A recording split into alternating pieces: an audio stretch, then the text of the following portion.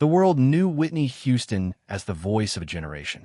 What they didn't know was that in February 2002, that legendary voice nearly died inside a recording studio where the doors were locked, the windows were sealed, and Whitney Houston was trapped in a battle between her addiction and her survival. This is the story of 96 hours that changed everything. February 12, 2002. Arista Records headquarters in New York City. Clive Davis sat in his corner office, holding a phone receiver so tightly his knuckles had turned white. On the other end of the line, Whitney Houston's personal physician, Dr. Regina Morrison, was delivering news that Clive had been dreading for months. "Clive, if Whitney uses again, we're looking at organ failure within weeks. Her liver enzymes are critically elevated. Her heart rhythm is irregular. And her vocal cords, the vocal cords that made her Whitney Houston, show permanent damage that will only worsen with continued drug use." Clive had built his entire career on discovering and nurturing talent. But Whitney Houston wasn't just another artist on his roster. She was his greatest achievement, his most personal success story, and now she was dying. He had watched her transformation from the radiant young woman who recorded "Saving All My Love for You" to the hollow-eyed stranger who could barely make it through a recording session without disappearing to the bathroom for 20-minute intervals. The Just Whitney album was supposed to be her comeback, but 3 months into production, they had exactly 2 usable tracks. The rest of the recording sessions had been disasters. Whitney would arrive hours late, her hands shaking, her legendary focus completely shattered. She would attempt a vocal take, stop halfway through, claim she needed water, and vanish.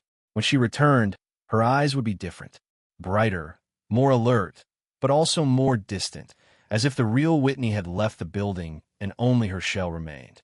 Studio engineers had started calling it the bathroom pattern.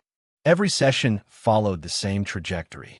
Whitney would arrive, attempt to sing, disappear to the bathroom, return transformed, deliver 1 or 2 exceptional takes, then crash completely and need to leave.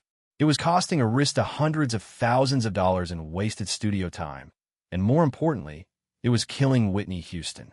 Clive made a decision that night that would either save Whitney's life or end their professional relationship forever. He called an emergency meeting with 3 people. Dr. Morrison, Whitney's physician; Frank Dillio, a legendary music manager who had experience with intervention; and Marcus Webb, the head of Arista's security team who had worked in crisis management before entering the music industry. "I want to do something that's never been done before," Clive told them. "I want to lock Whitney in a recording studio for 4 days. No phone, no visitors, no drugs, no escape. We tell her she's coming in to finish the album, and then we don't let her leave until she's clean enough to actually do it." The room fell silent. What Clive was proposing was legally questionable, ethically complex, and potentially disastrous. But it was also possibly Whitney Houston's last chance at survival. Dr. Morrison spoke first. "If we're going to do this, I need to be there the entire time. Withdrawal from crack cocaine and alcohol, which Whitney has been combining, can be medically dangerous. She'll need monitoring, medication, and possibly emergency intervention." Frank Dillio leaned forward. "Clive, if this goes wrong, it's not just Whitney's career that ends. It's yours, mine, and everyone involved. We need her consent, even if she doesn't understand what she's consenting to." Marcus Webb, the security expert, asked the practical question. "Where?" "It can't be a regular studio. Too many people, too many exits, too much attention. We need somewhere secure, private, and equipped to function as both a recording facility and essentially a medical holding facility." Clive already had the answer. Hit Factory Studio G, the private suite on the top floor. It was designed for confidential sessions. Soundproof, single entrance, no windows. It has a bathroom, a small kitchen area, and enough space for Whitney, the essential crew, and medical equipment. We can control who comes in and out. The plan was set in motion with military precision. Whitney's assistant, Karen, who had been secretly cooperating with Clive for months out of desperate concern for Whitney's life, would tell Whitney that Clive wanted to do an intensive 4-day album completion session. A final push to finish Just Whitney with absolute focus and no distractions. Whitney, who had been feeling increasing pressure about her stalled album and mounting debts from her drug use, agreed immediately. She saw it as a chance to prove she could still deliver, to show the world that Whitney Houston wasn't finished. What Whitney didn't know was that when she walked into Hit Factory Studio G on February 14th, 2002, at 6 p.m., she wouldn't walk out again until February 18th at 6 p.m. And in those 96 hours, she would face the most brutal, beautiful, and transformative experience of her entire life. Hour 1. The Trap Springs.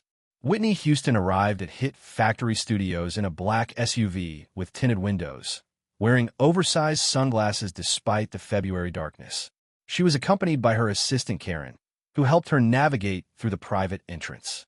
Whitney was in what those close to her called good spirits, which meant she had used recently enough to feel confident, but not so recently that she was visibly impaired. "Clive's really here?" Whitney asked Karen as they rode the elevator to the top floor. "He never comes to the studio this early in a session." Karen, who felt sick about her role in the deception but more terrified of Whitney dying, simply nodded. "He wants this album to be perfect. He's investing everything into these 4 days." When the elevator doors opened to Studio G's private floor, Whitney was genuinely surprised and touched by what she saw. The entire space had been transformed into what looked like a luxury recording retreat. There were fresh flowers everywhere, Whitney's favorite foods laid out on a catering table, and in the center of the main room, a new microphone setup with lighting that made it look like a small concert stage. Clive Davis stood waiting for her, wearing one of his signature elegant suits, a warm smile on his face. "Whitney," he said, opening his arms for an embrace. "Welcome to your comeback." Whitney hugged him, and for a moment, Clive felt the full weight of what he was about to do. This woman, who he had discovered as a teenager, who he had guided to unprecedented success, who he genuinely loved like a daughter, had no idea that this was an intervention disguised as a recording session. "So we're really doing this?" Whitney asked, looking around at the setup. 4 days, no interruptions, finish the album?" "That's exactly what we're doing," Clive replied. "I've arranged for the best engineers, the best musicians, and most importantly, my complete attention. For these 4 days, you are my only priority." What Whitney didn't notice was the heavy-duty lock that Marcus Webb, the security chief, had installed on the main entrance door. She didn't see Dr. Morrison setting up a small medical station in the adjoining room. She didn't realize that her cell phone, which Karen had asked to charge for her, had already been powered off and locked away. The trap had been set with love, but it was still a trap.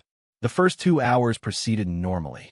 Whitney warmed up her voice, joked with the engineers, and even delivered a few strong vocal takes on one of those days, a song that had been problematic in earlier sessions. Clive watched from the control room, seeing glimpses of the old Whitney, the focused professional who could nail a vocal in 3 takes. But he also watched the clock because he knew what was coming. At hour 2 and 45 minutes, right on schedule based on the bathroom pattern, Whitney's demeanor changed. She stopped mid-take, touched her throat, and said she needed a break. "Just need to freshen up," she said casually, heading toward the bathroom. She was in there for 3 minutes before the realization hit her. There were no drugs in this bathroom, no hidden supplies in the ceiling tiles where she usually stashed them, no secret pocket or purse, because Karen had somehow forgotten to bring her purse up from the car. Whitney returned to the studio with a slightly confused expression. "Karen, where's my bag?" Karen, following the script they had prepared, looked apologetic. "Oh no, I think I left it in the car. Do you need something? I can call down to the driver." No, it's fine," Whitney said, but her voice had an edge now. I need a few things. Personal things." Clive stepped in smoothly. "Whitney, anything you need, we can provide. Just name it. We want you completely comfortable." This was the critical moment. Whitney looked at Clive, then at Karen, then at the locked door that she hadn't yet realized was locked. "Actually, I'm feeling a little tired. Maybe we should call it for tonight and start fresh tomorrow." "Whitney," Clive said gently, "we talked about this. 4 days of complete focus. No leaving, no distractions. Just you and the music." Whitney laughed, but it was a nervous laugh. "Right, but I can still go back to my hotel at night though, right?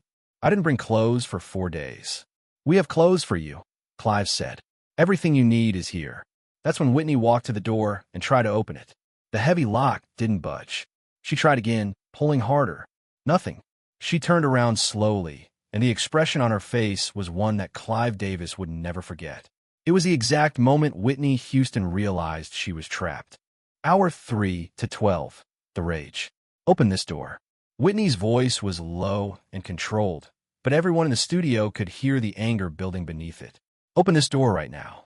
Clive stood up from the control room console and walked into the main studio space. Whitney, please sit down. Let me explain what's happening here. Explain. Whitney's voice rose. You locked me in here. This is kidnapping. Marcus, she shouted at the security chief who stood near the door. Open this door immediately. Marcus didn't move.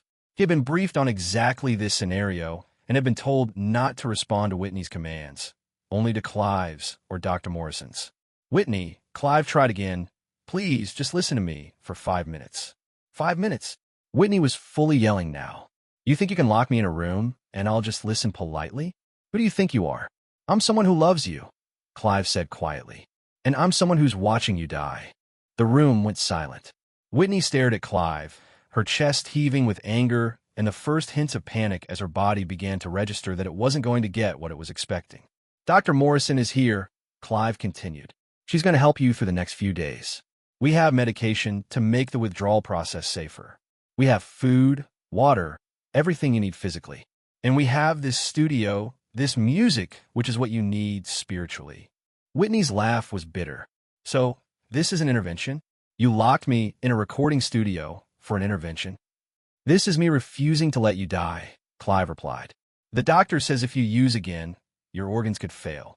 Your heart is already damaged. Your liver is struggling. And your voice, Whitney, the voice that God gave you, is being destroyed. I couldn't watch it happen anymore.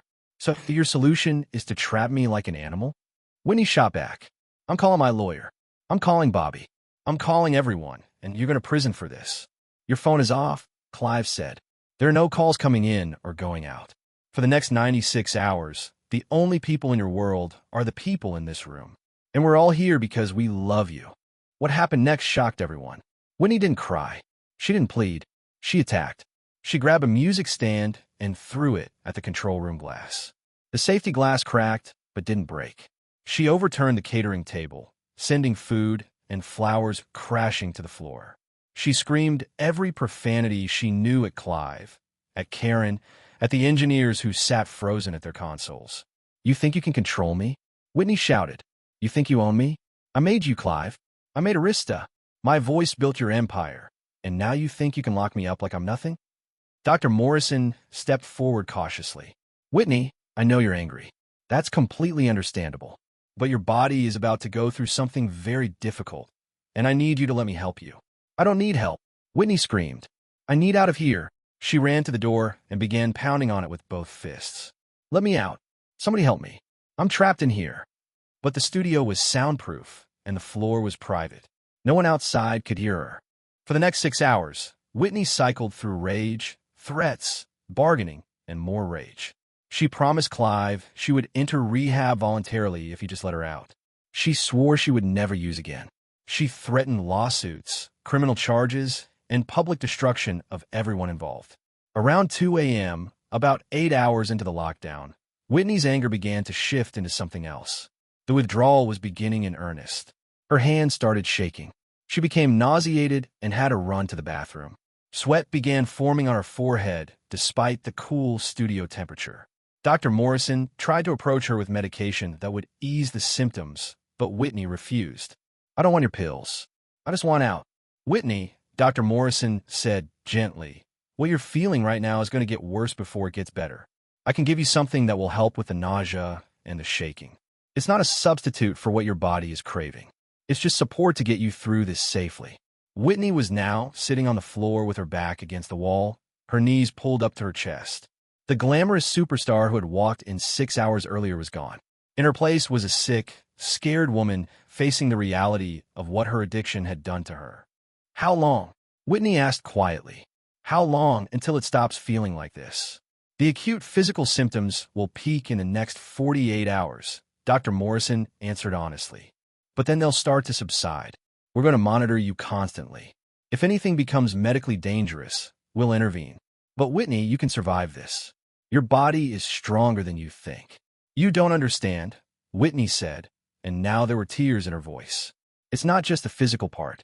It's everything. It's all the reasons I use. It's Bobby, it's the pressure, it's the voice in my head that says I'm not good enough, that I'll never be good enough. How do I withdraw from that? Clive, who had been watching from across the room, came and sat on the floor next to Whitney. That's why we're in a recording studio, he said. Because the answer to that voice has always been the same. Music, your gift, the thing that makes you Whitney Houston. Whitney looked at the microphone across the room like it was a million miles away. I can't sing like this, Clive. I can barely think. Not yet, Clive agreed. But you will. And when you do, it's going to remind you of who you really are. Hour 12 to 36, the darkness. If the first 12 hours had been rage, the next 24 hours were pure suffering. Whitney's withdrawal intensified into a physical and psychological crisis that tested everyone's resolve. By hour 15, Whitney was vomiting regularly. Dr. Morrison had set up 4 fluids because Whitney couldn't keep water down. The legendary singer who had performed for presidents and royalty was lying on a couch in a recording studio, too weak to stand, her body purging itself of months of accumulated toxins. The shaking became so severe that Dr. Morrison administered a mild sedative, not enough to make Whitney unconscious, but enough to prevent her body from going into dangerous tremors. Whitney drifted in and out of fitful sleep, and when she was awake, she was either in physical agony or caught in the psychological torture of craving. Please, she begged Clive during hour 18. Just one hit. Just something to make this stop. I can't do this. I'm not strong enough. Clive, who had barely left her side, held her hand. Yes, you are. You're Whitney Houston. You've sung in front of 1 billion people. You've outsold every female artist in history. You can survive this. That's the problem, Whitney said through tears. Whitney Houston could probably survive this. But I'm not her. I'm just Whitney, and Whitney is weak and scared and so tired of trying to be that person everyone expects. This moment of raw honesty was what Clive had been waiting for. Not Whitney the superstar defending her addiction, but Whitney the human being finally admitting she needed help. Then maybe, Clive said carefully, these 4 days aren't about you becoming Whitney Houston again. Maybe they're about you discovering that Whitney is enough. By hour 24, a full day into the lockdown, Whitney was through the worst of the physical symptoms. The vomiting had stopped. The shaking had reduced to occasional tremors. But the psychological withdrawal was intensifying. This is when Whitney became dangerous to herself. Dr. Morrison found her in the bathroom at 2 a.m., attempting to harm herself with a broken piece of mirror. I just want it to stop. Whitney sobbed as Dr. Morrison and Marcus Webb restrained her. Make it stop. Please make it stop. This was the moment Clive had feared most. The moment when the intervention might have pushed Whitney past her breaking point. Dr. Morrison made a decision. She administered a stronger sedative, enough to give Whitney's tortured mind a break. She needs to sleep, Dr. Morrison told Clive.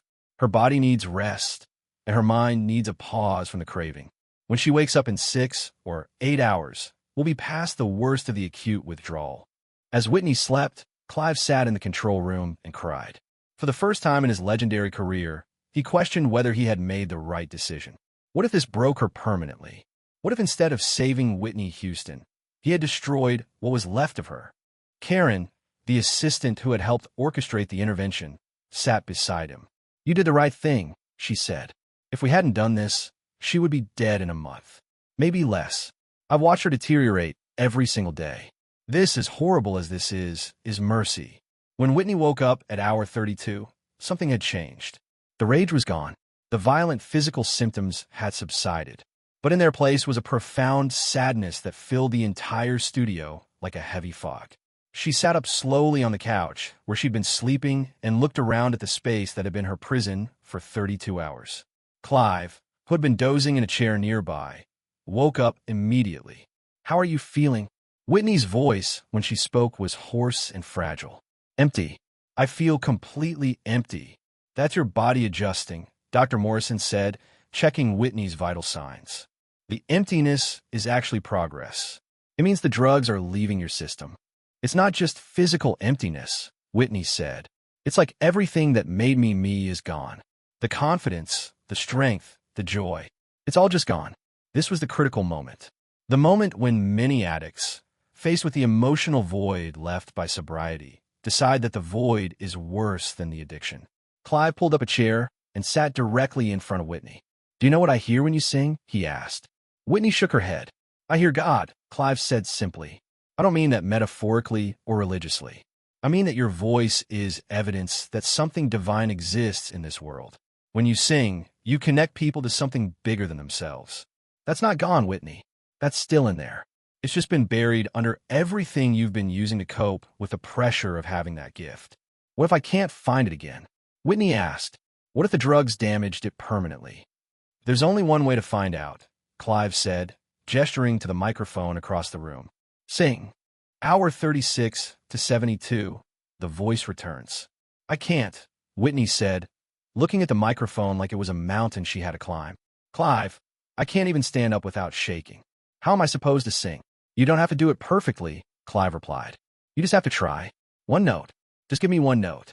It took another 2 hours of gentle encouragement before Whitney agreed to even approach the microphone. When she finally stood in front of it at hour 38, she looked diminished in a way that had nothing to do with her physical condition. The confidence that had always surrounded her like an aura was completely gone.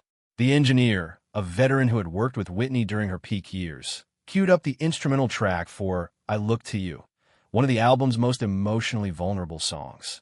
The irony of the title wasn't lost on anyone. Whitney was literally looking to everyone in that room for the strength to continue. She took a breath, opened her mouth, and what came out was nothing like the Whitney Houston the world knew. It was weak, shaky, and off-key. She stopped immediately, tears streaming down her face. See? It's gone. My voice is gone. But Clive heard something else. He heard a raw, emotional honesty that hadn't been present in Whitney's recordings for years. When she had been using, her vocals had been technically proficient, but emotionally disconnected. This broken, shaky attempt was full of real vulnerability. Do it again, Clive said. Whitney, please. Just try again. Over the next 8 hours, something miraculous happened. Whitney sang, I Look to You 47 times. Each attempt was slightly stronger than the last. The vocal control began returning. The pitch steadied. And most importantly, Whitney began to reconnect with the emotional content of the song in a way she hadn't been able to while using. By hour 46, halfway through the 96-hour lockdown, Whitney sang a complete take of I Look to You that made everyone in the control room cry. It wasn't technically perfect. There were small imperfections that the old Whitney would never have allowed. But it was emotionally devastating. That's the one, Clive said through tears. That's the voice I've been waiting to hear. Whitney, exhausted from the effort, collapsed into a chair. But for the first time since entering the studio 2 days earlier, she was smiling. I felt it, she said. For a moment there, I actually felt like myself. Dr. Morrison, monitoring Whitney's physical recovery, was amazed by what music was doing for her patient's healing process. Her vital signs are stabilizing, she told Clive privately. The focus on singing is giving her brain something to do besides crave. It's the best therapy she could have. Over the next day, from hour 48 to hour 72, Whitney recorded vocals for 4 more songs on the album. Each session was exhausting, and Whitney still had moments of breaking down, of wanting to quit, of feeling like she couldn't continue. But something fundamental had shifted. She was no longer fighting to leave. She was fighting to reclaim her voice. During a break at hour 60, Whitney had a conversation with Karen that revealed just how much the experience was changing her. I was so angry at you, Whitney said. When I realized you were part of setting this up, I wanted to never speak to you again. I know, Karen said quietly. I'm still angry, Whitney continued. But I'm also grateful. Because if you hadn't done this, I would have died thinking I didn't matter except for what I could give other people. These 3 days, as horrible as they've been, reminded me that I'm worth saving. By hour 72, 3 full days into the lockdown, Whitney Houston looked like a completely different person than the woman who had walked into Studio G. She had lost weight from the withdrawal and lack of appetite. Her face showed the strain of what she'd been through, but her eyes were clear in a way they hadn't been in years. I want to try something, she told Clive during hour 74. I want to sing Greatest Love of All. This was significant. Greatest Love of All had been one of Whitney's signature songs, a declaration of self-worth and inner strength. She hadn't performed it in years because the lyrics had become too painful. How could she sing about loving herself when she was actively destroying herself? The engineers set up the track, and at hour 74 of her 96-hour lockdown, Whitney Houston sang Greatest Love of All with a depth of meaning that transformed it from a pop anthem into a personal testimony. When she reached the line, "Learning to love yourself is the greatest love of all," her voice broke with emotion, but she kept singing. The entire studio was silent when she finished. Even hardened music industry veterans were crying. Whitney looked at Clive. "I think I understand now," she said. "What you were trying to do. You weren't just trying to get me clean. You were trying to remind me that I'm worth more than what my voice can give other people." "You're worth everything, Whitney," Clive said, "with or without the voice. But I'm glad we found the voice again." Hour 72 to 96, the release. The final 24 hours of Whitney Houston's lockdown were focused on something unexpected. Not more recording, but processing. Dr. Morrison, who had been monitoring Whitney's physical and psychological recovery, spent hours talking with Whitney about what would happen when the door finally opened. "The world outside is still going to be there," Dr. Morrison explained. "Bobby is still going to be there. The pressures that led you to use are still going to be there. These 96 hours aren't a cure. They're a beginning." Whitney understood this more than anyone. "So what do I do? How do I stay clean when I leave here?" This led to the formation of a plan. Whitney would go directly from the studio to a residential rehabilitation facility where she would spend 30 days. Clive had already made the arrangements. Her daughter, Bobby Christina, would be cared for by Whitney's mother, Sissy, and Bobby Brown would be told that if he wanted to see Whitney, he would have to get clean himself. "I know Bobby won't do it," Whitney said sadly, "which means I'm choosing between my husband and my life." "Then choose your life," Clive said firmly. "Whitney, Bobby has made his choice every time he chose drugs over you and your daughter. Now it's your turn to choose yourself." During the final 12 hours, Whitney requested something specific. She wanted to sing one more song, and she wanted it to be unaccompanied. Just her voice, no instruments, no production. She wanted to remember what her voice sounded like completely alone. At hour 84, Whitney Houston stood in front of the microphone and sang Amazing Grace a cappella. Her voice, still recovering but growing stronger, filled the studio with a purity and power that reminded everyone why she had been called the voice. When she finished, she stood in silence for a long moment, then spoke into the microphone. "Thank you, all of you, for loving me enough to do something this crazy. I don't know if I'll stay clean. I don't know if I can repair all the damage I've done. But at least now I remember who I am without the drugs. And that's something I'd forgotten." At hour 96, exactly 4 days after Whitney Houston had walked into Studio G, Marcus Webb unlocked the door. Whitney stood in front of it, wearing fresh clothes that had been brought for her hair pulled back simply, no makeup, looking more like a regular person than a superstar. Clive stood beside her. "Are you ready?" "No," Whitney answered honestly. "But I don't think I'll ever be ready. So I might as well go now." She stepped through the doorway into the hallway beyond, and for the first time in 4 days, she was free. A black car was waiting to take her directly to the rehabilitation facility. As Whitney settled into the back seat, she looked back at the building that had been her prison and her salvation. "Clive," she said through the open car window, "did we really finish the album?" Clive smiled. "We finished 6 songs. The best 6 songs you've ever recorded." "Then it was worth it," Whitney said. As the car pulled away, Clive Davis stood on the New York City sidewalk and watched it disappear into traffic. He didn't know if Whitney would maintain her sobriety. He didn't know if the album would be successful. But he knew that for 96 hours, he had given Whitney Houston the gift of herself, and that was worth everything. Whitney Houston did enter residential rehabilitation after the 96-hour studio lockdown. She stayed for 28 days before checking herself out against medical advice. She remained relatively clean for 6 months, the longest period of sobriety she had maintained in years. The Just Whitney album was released in November 2002.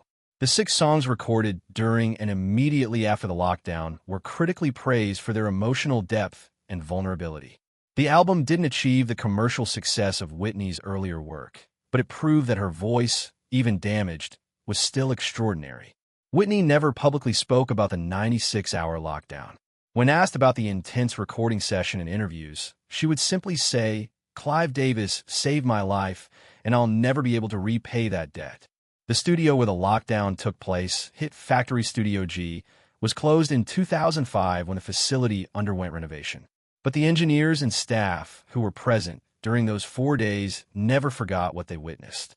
The raw power of human will, the battle between addiction and survival, and the redemptive power of music. Clive Davis kept detailed private notes about the 96-hour intervention, not for publication, but as a record of one of the most intense experiences of his career. Years later, after Whitney's death in 2012, he would read those notes and wonder if they could have done more, if 96 hours had been enough, if love alone could have saved her. But those who were there insist that the lockdown did exactly what it was supposed to do. It gave Whitney Houston a glimpse of life without addiction. It reminded her that her voice, the gift that had defined her entire existence, could still be beautiful even when everything else was broken. And it proved that sometimes the most profound act of love is refusing to give up on someone, even when they've given up on themselves. The world remembers Whitney Houston for her incredible voice, her record-breaking albums, and her tragic struggle with addiction.